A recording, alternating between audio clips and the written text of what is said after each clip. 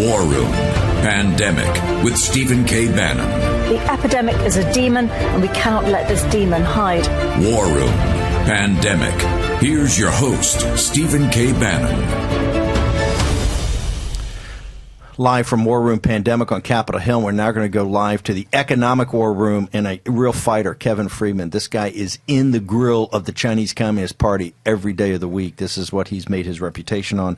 One of the most brilliant guys around Wall Street. Kevin, we're getting victory after victory after victory. There's been a sea change around here. And I think, Jason, don't we have a clip from Senator Hawley? Let's play this clip to tee you up. Yeah, absolutely. 1 second. Sorry.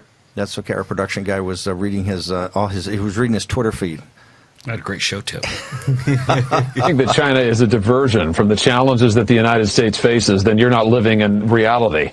You need to come back to planet Earth. China is the single greatest national security threat to this country in the 21st century. More than that, Martha, they're the single greatest economic threat. We've been losing jobs to China for years. We've been losing manufacturing to China for years, and now they're building up their military even as they unleash this pandemic on the world.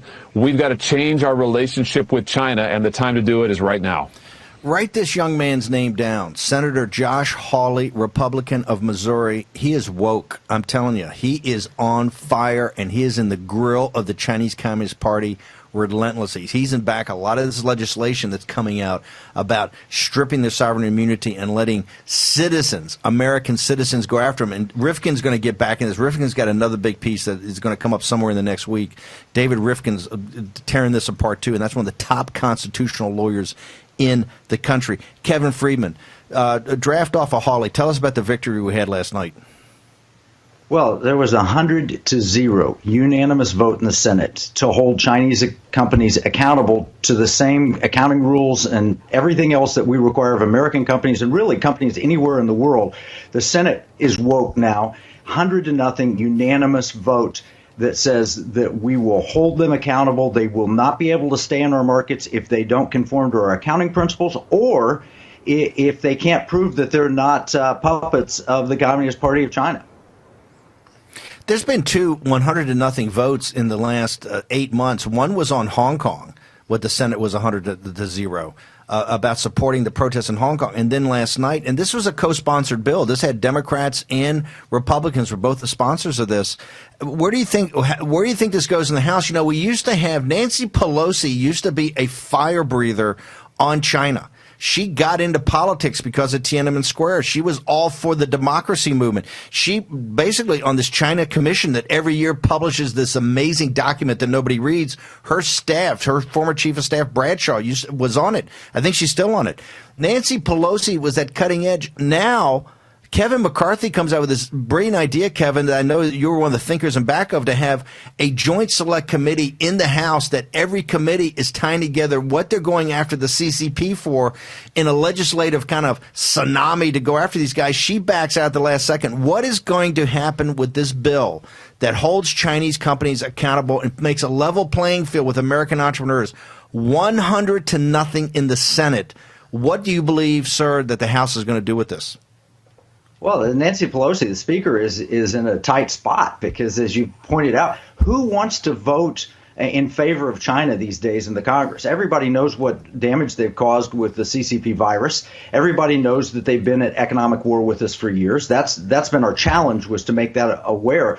Now everybody's aware. How do you, if you vote on this, how do you vote against this? And the idea is that all we're doing is requiring them to follow our laws. Again, this is something that it would be almost impossible to vote against. That's why it was unanimous in the Senate. If it gets brought for a vote, I think it has to pass, and certainly the president. Now we just got to worry about the specific provisions of how long we give the Chinese companies to respond and conform.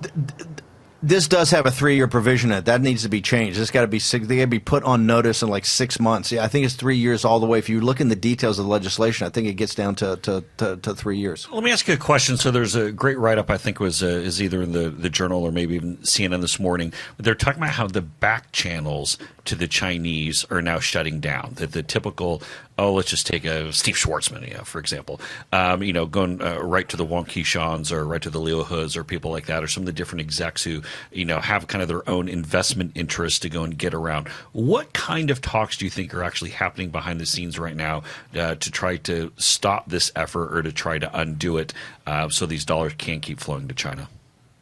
Well, China is radioactive. This is not something you want to be behind or connected to. I think Larry Fink is going to be called on the griddle for this today at his shareholders meeting. The idea is that you cannot be a supporter of China and also be a supporter of the United States of America, because right now it's mutually exclusive. I've got this book. Steve, you talk about it all the time, this book on restricted warfare. In the introduction, it says financial warfare in which a country is subjugated without a drop of blood being spilled means entering and subverting banking and stock markets and manipulating the value of a currency. They've entered our stock markets. We've caught them. Now we're going to remove them. I don't think the back channels have a chance at this. They would have to put this away very quietly, and we're not going to let them put it away quietly. We're going to be very loud on this.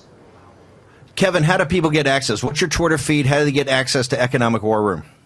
EconomicWarRoom.com. You can find our Facebook, Twitter. You can get access to all our battle plans, back shows that we've done. We're on Blaze TV, but EconomicWarRoom.com is the main portal.